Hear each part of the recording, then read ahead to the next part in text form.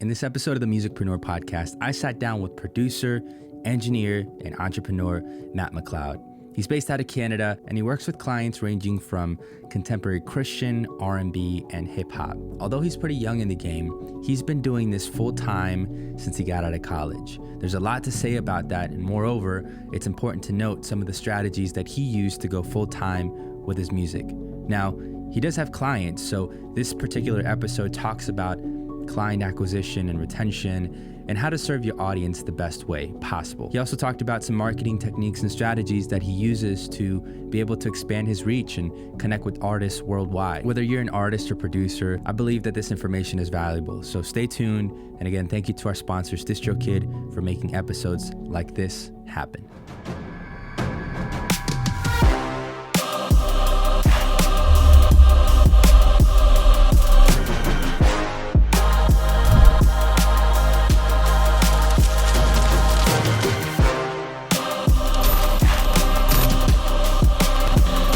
Welcome back to the DIY Artist Podcast. Today, I am excited to share this platform with someone I've briefly met and someone who I've been following on Facebook and just really impressed by this man's journey.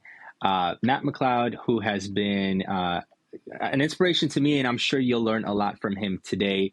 Matt, welcome to the podcast, man. Yeah, thanks for having me on, Nico. I'm glad to be here.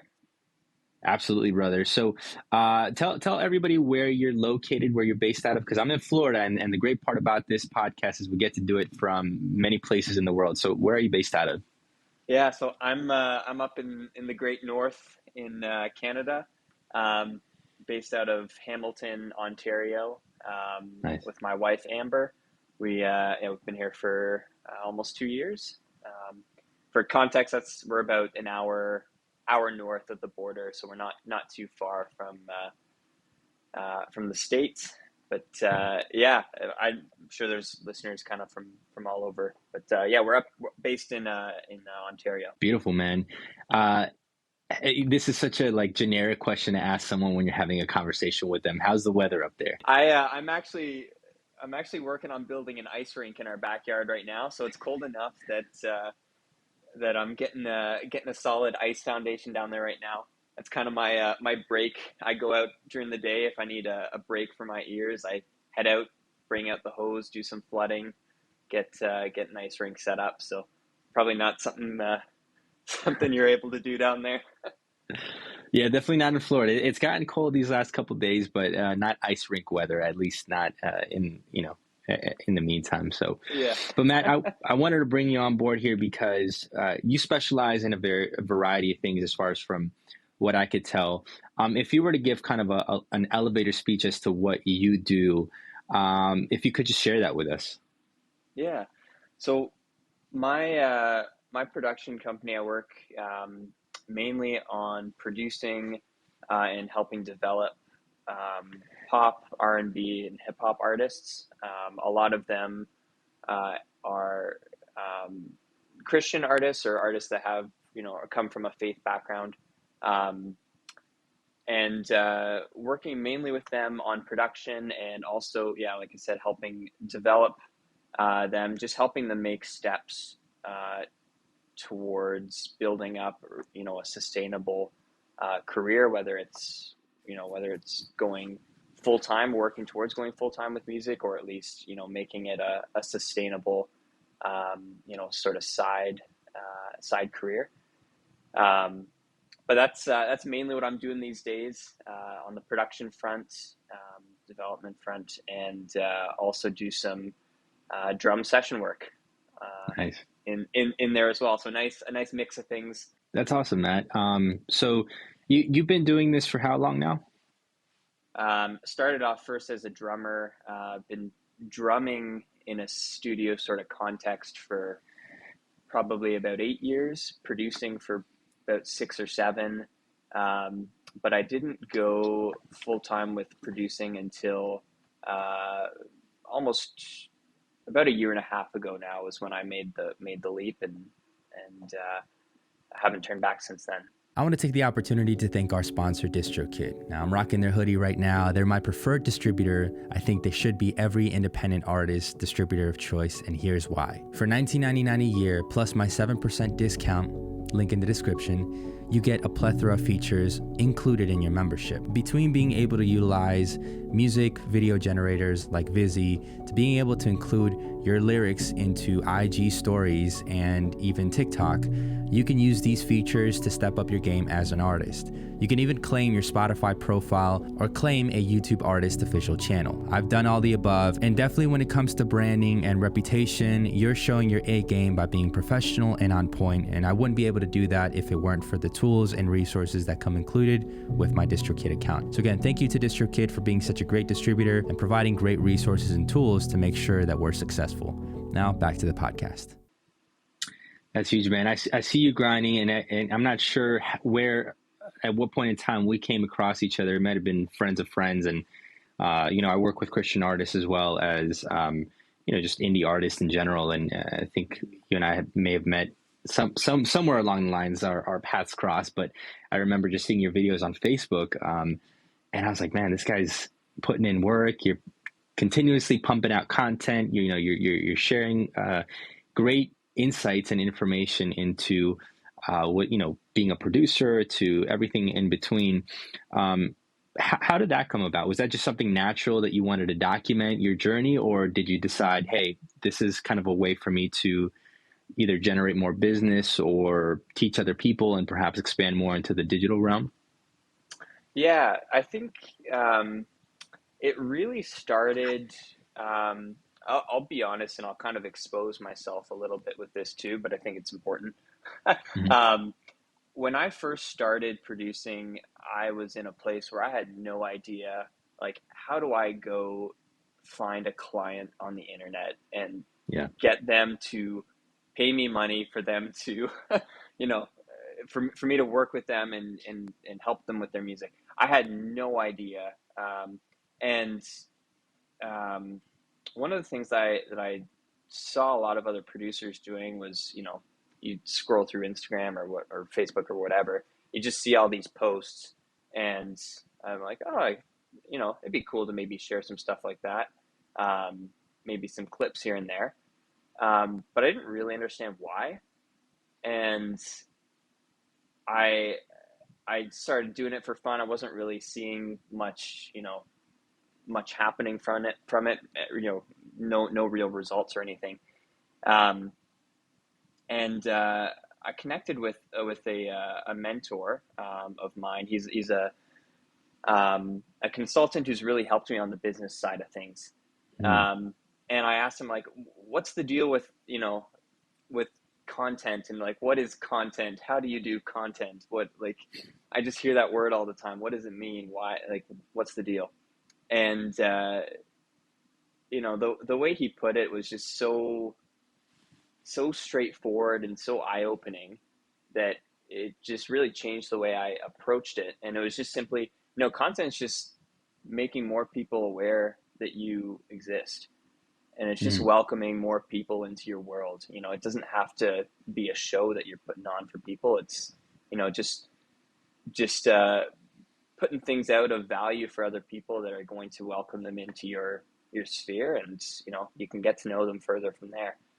And that was sort of a mindset click I needed to have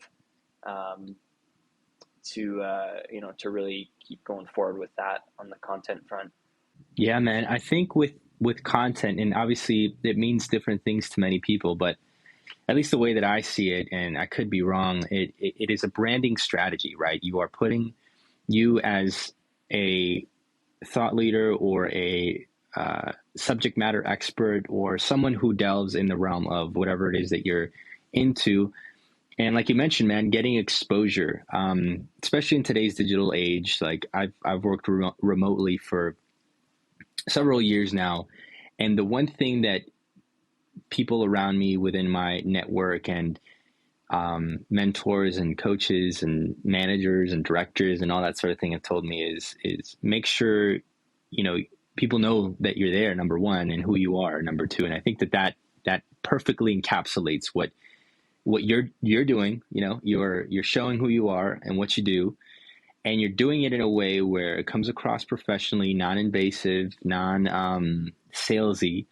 But if people are familiar with you enough and they understand what you do and that you do it well, then the next natural progression, it may not be tomorrow or next week, next month, even maybe in a year, they approach you and they want your service, right? Would you say that that's something that you've experienced now that you've been doing it for some time, or is it still kind of towards, you're experimenting and you haven't really seen any specific results from it? No, yeah, it definitely is. The beauty with putting out content is that it can continuously be,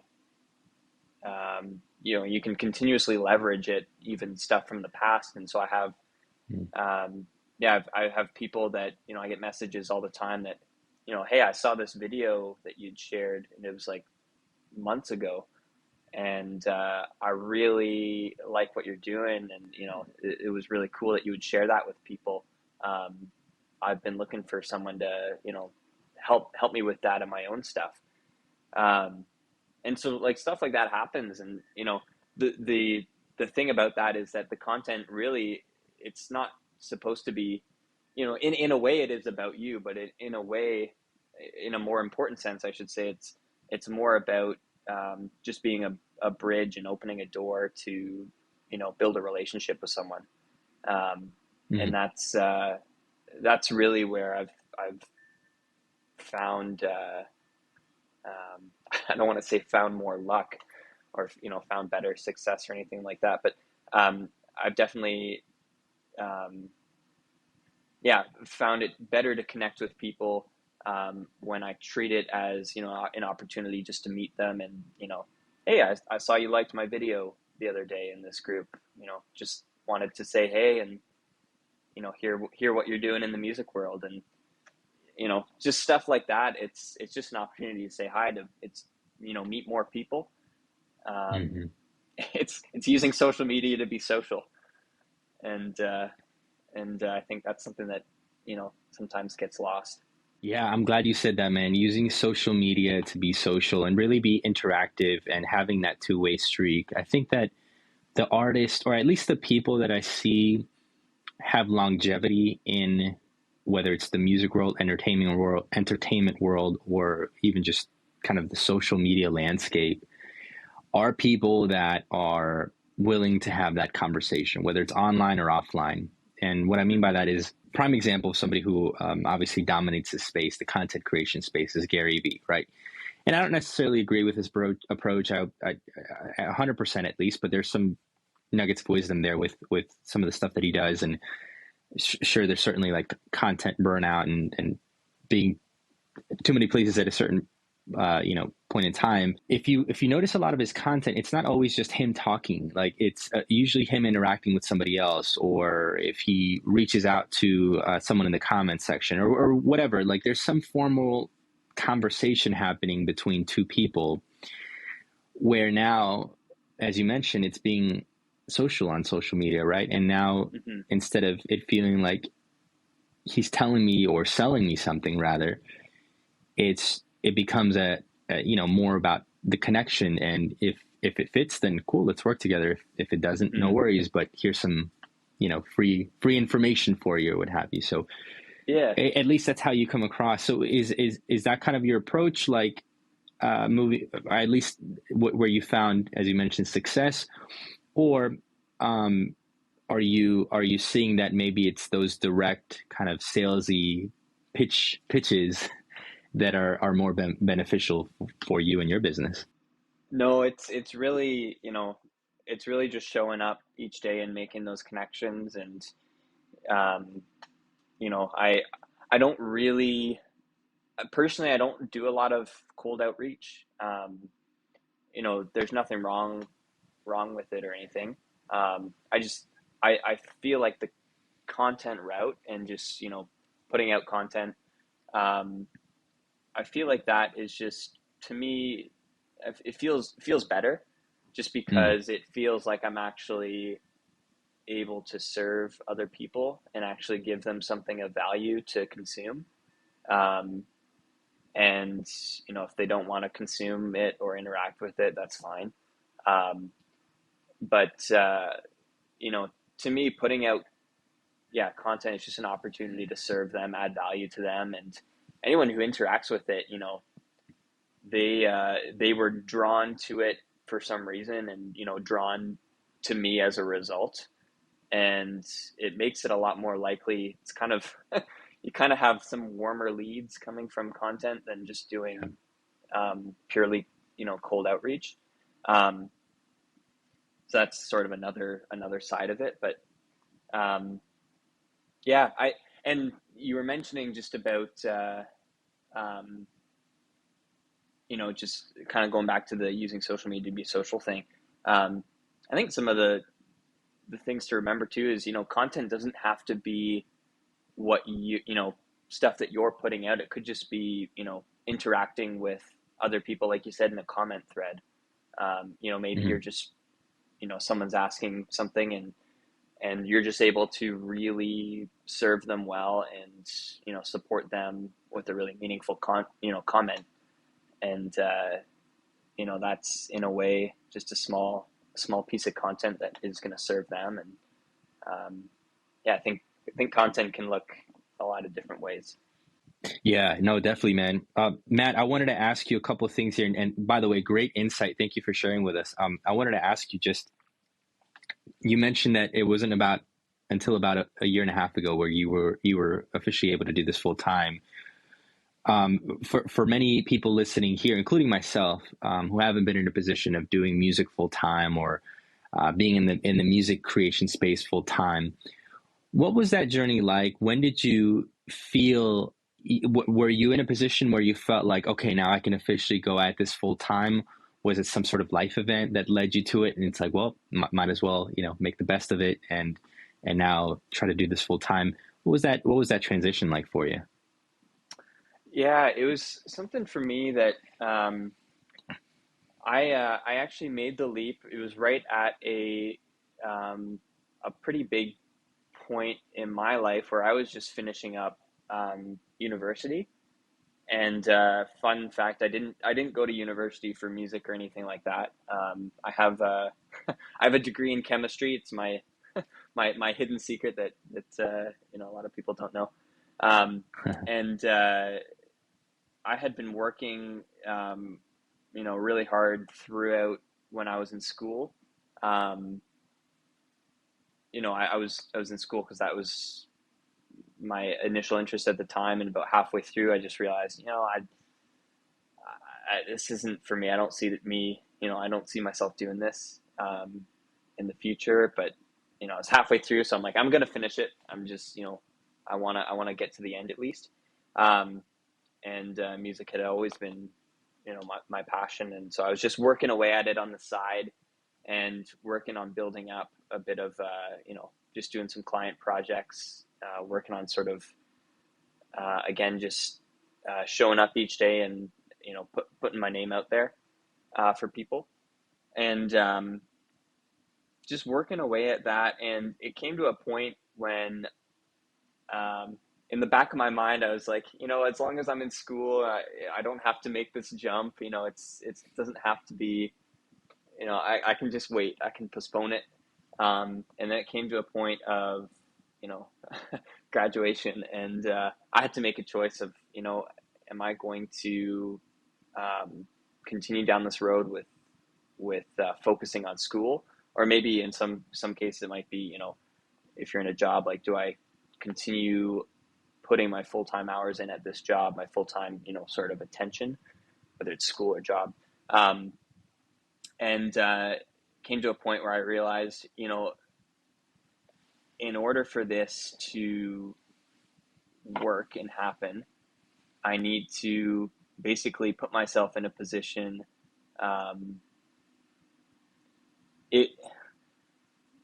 I'll say some things that might sound weird, and then it'll make sense. But I had to put myself in a position where I had to make it work.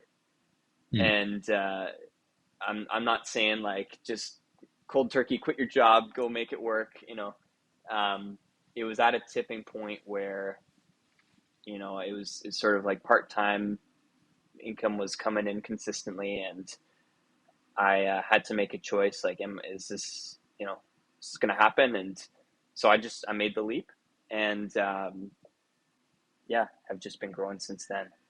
Do you see, moving forward a little bit here and kind of on a tangent, when it comes to being a producer, because you mentioned you do some production work, that you could focus on one thing, or did you have to diversify your services? Did you have to expand kind of like what you were, let me rephrase it. Were you familiar with one thing and then noticed quickly that maybe like your market or the people that you were working with needed another thing, and then you had to at least diversify in that fashion? Or were you just really good at one thing and then decided to go for that one thing, and that's kind of been your bread and butter and you haven't really touched anything else?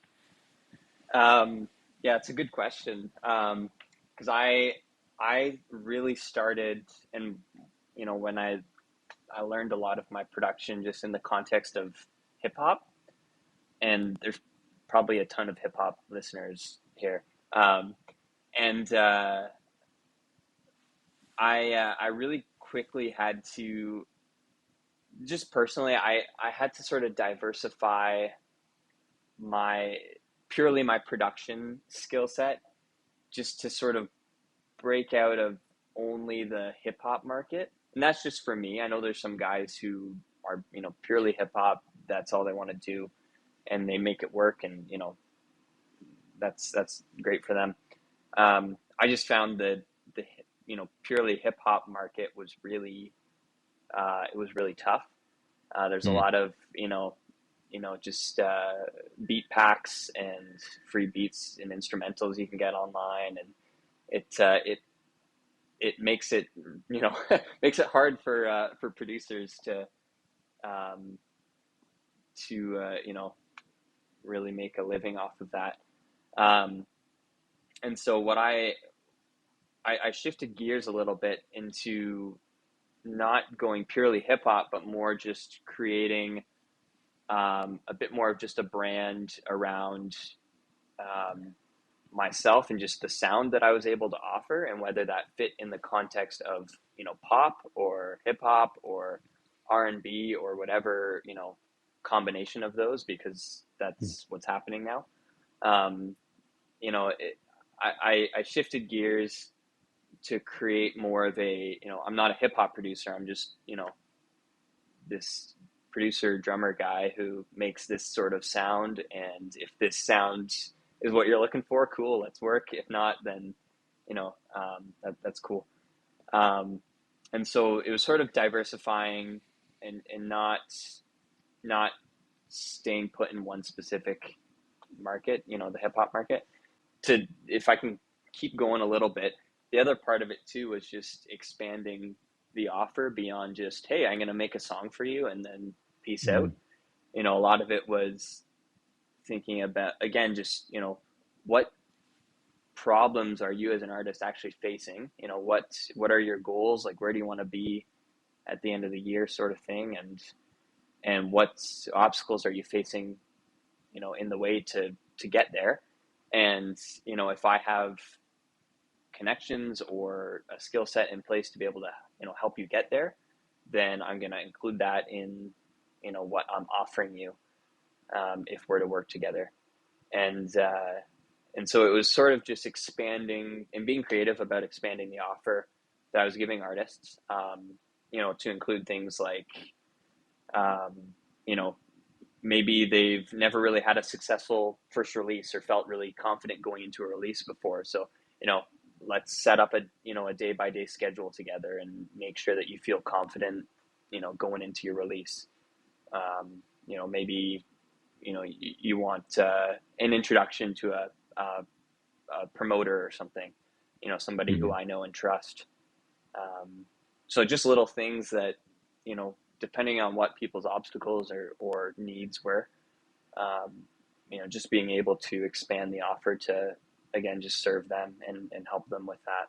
It's difficult as an artist, I think, to figure out how to best serve your audience, because obviously everyone's putting out music, and you mentioned a couple of things here that I wanted to dissect and kind of like further expound upon. But you mentioned number one that you obviously were, and not to put it in a negative light, but perhaps maybe even pigeonholing yourself or narrowing down your audience of people that you wanted to serve, where learning kind of different production styles expanded that audience for you and made it a little bit easier to reach out to, like the R&B, the pop artists versus just purely hip hop. And I agree. I mean, it's a very, very competitive market to begin with. So doing that was very smart on your part. But now kind of flipping it over into the vantage point of an artist, I'm thinking for myself, as much as I was putting out music, I also learned a couple skills where I was able to reach out to my collaborators and perhaps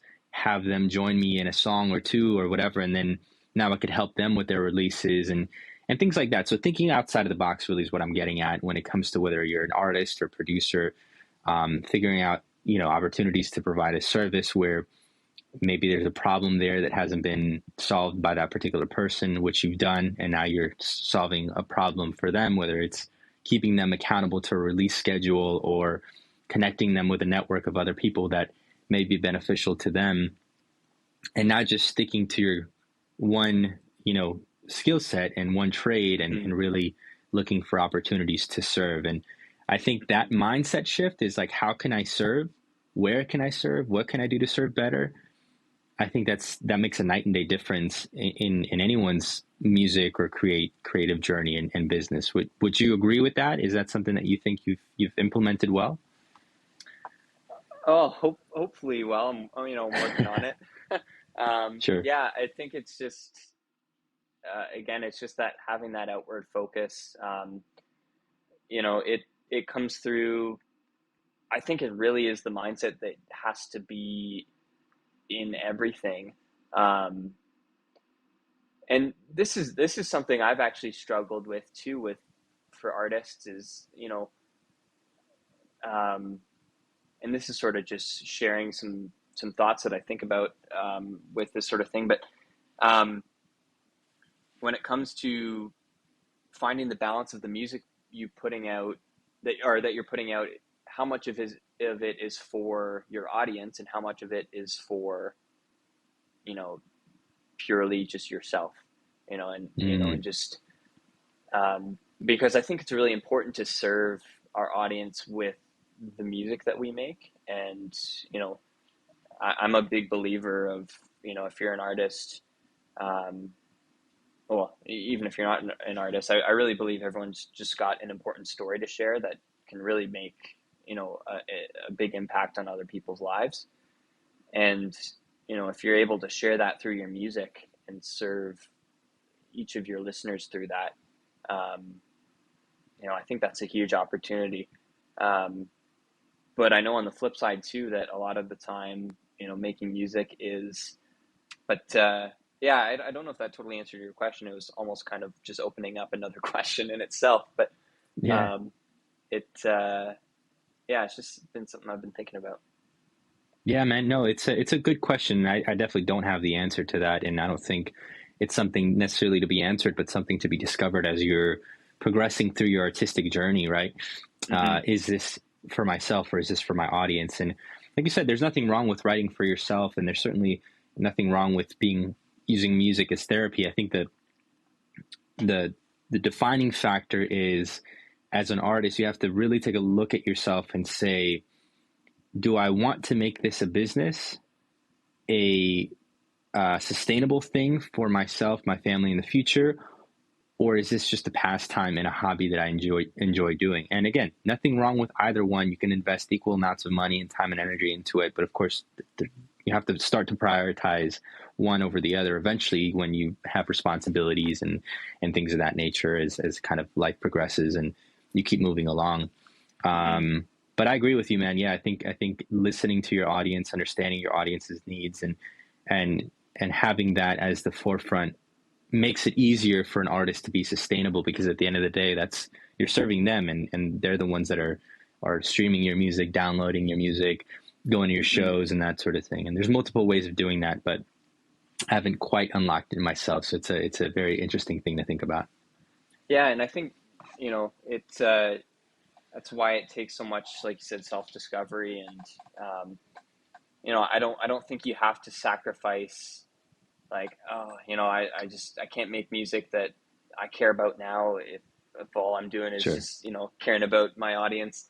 I think there's definitely a marriage that can happen between the two, where, you know, you find what your vision is, and, you know, um, what you really want to share and make known through your music, and then just finding the people that need to hear that, and, you know, giving them a reason to consume it. um, and so I think, you know, there can totally be a marriage there, but again, I think, like you said, it has to come down to, you know, are you willing to, um, you know, willing to put the time in to really explore, you know, what do I want to, what do I truly want through my music? Yeah, for Because sure, man. I think a lot of creatives have very small visions, unfortunately, and that's something I've been struggling with too. Is, you know, like, just even running my production company is, you know, is my vision literally just I want to help people make cool songs? Is that, like, because just saying it on the surface, it just sounds kind of like underwhelming, and so I've just been thinking, like, you know, I want to dream bigger, and I want to Mhm. think bigger, and it's same thing for artists as well. Like, think big, you know, beyond just making a cool sounding song. You know, think, dream bigger, and just really start to dive into those questions about, you know, why am I actually doing this? What do I actually want to, you know, make known? What sort of impact do I want to make through my music? So it's a lot of a lot of big questions to ask.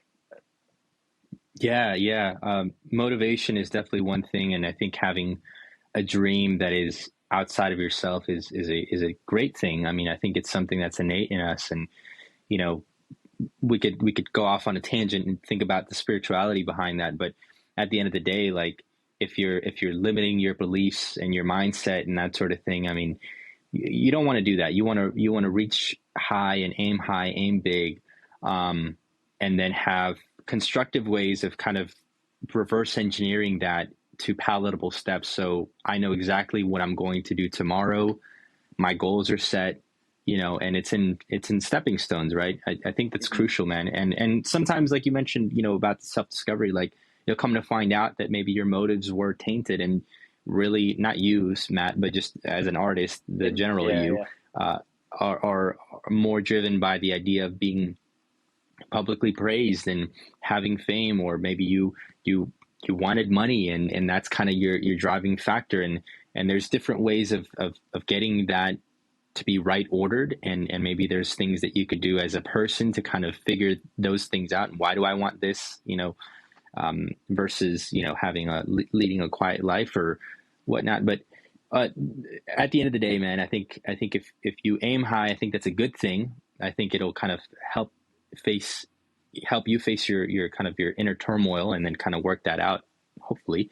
And then at the same time, it'll give you like concrete steps to keep moving forward, because that's aiming somewhere and moving forward is better than walking aimlessly, I would Hmm. say.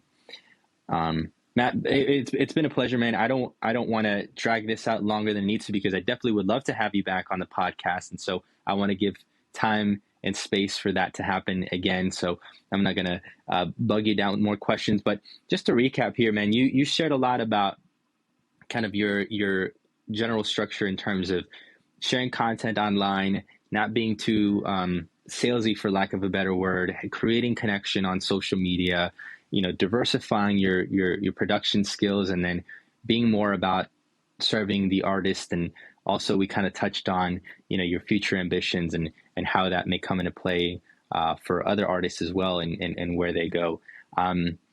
Just trying to summarize our conversation a little bit. Yeah. Was there anything else that you wanted to share with the audience, or perhaps even where they could find you if they're interested in learning more about your services, what you do, who you are, that sort of thing?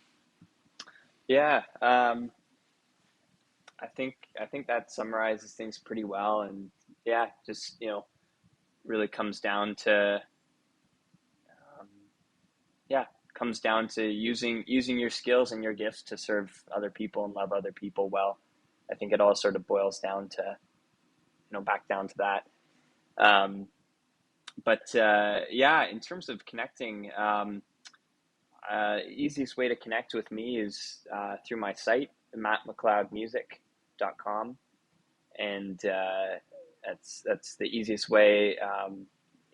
It's got all my socials and everything on there, and it'd be great to connect with some of the listeners here, and just if you have questions about anything we were chatting about, or if something really resonated with you, and you just wanted to share that, I know Nico and I would both love to hear. So through my site, that would be a great way to connect, or just if you find me on Facebook under my name, you know what I look like. I'm my profile picture. That's another good place. I'll make sure to link all your stuff for people to find you. And like Matt said, if you have any questions for us, specifically for him, feel free to reach out. Great content, man. There's a lot of great stuff that you've shared online. So I definitely recommend people follow you on Facebook and wherever else you put your your content. And yeah, it was a great conversation, man. Thanks so much for joining the podcast today. I'll let you know when it comes out, or at least when I'm planning to put it out. And for the listeners, man, thank you for listening. We appreciate you guys. And until next time.